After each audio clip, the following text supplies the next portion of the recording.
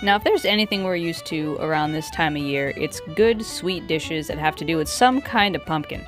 This time of month, there's no doubt that pumpkin is king, and that means putting together a little bit of pumpkin magic, too. You can find the whole recipe free on my blog or join my Patreon, where for $5 a month you can get print and e-version recipe cards for your collections. Now, a lot of recipes I looked at said you had to have softened butter, but I think that's propaganda. I think melted butter works just fine. And I also think a food scale is way better than using cups and tablespoons that you're not going to wash later, so my tip, definitely get a food scale. But mix your sugar and your butter and then crack in a couple eggs and whisk. And now we've talked about things like cinnamon and nutmeg a few times, but pumpkin itself not only is associated with abundance and wealth as a fruit, but with that color, it's actually the color of creativity and inspiration. So when you combine that thought of orange with the actual associations of the pumpkin and the ginger and cinnamon itself, you've actually got a recipe for some pretty good project starting bread. This is less about money and more just about success and luck and, the energy to keep on going.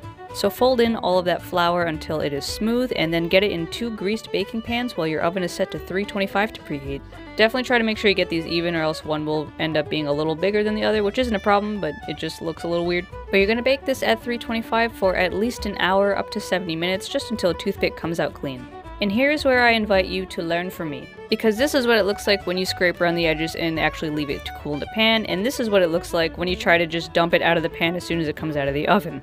But I gotta say, this came out really nice. At least the one that didn't fall apart did. And hey, sweet things aren't the only thing you can do with pumpkin. Consider joining my Patreon to vote for recipes, but in the meantime, thanks for watching and I'll catch you around.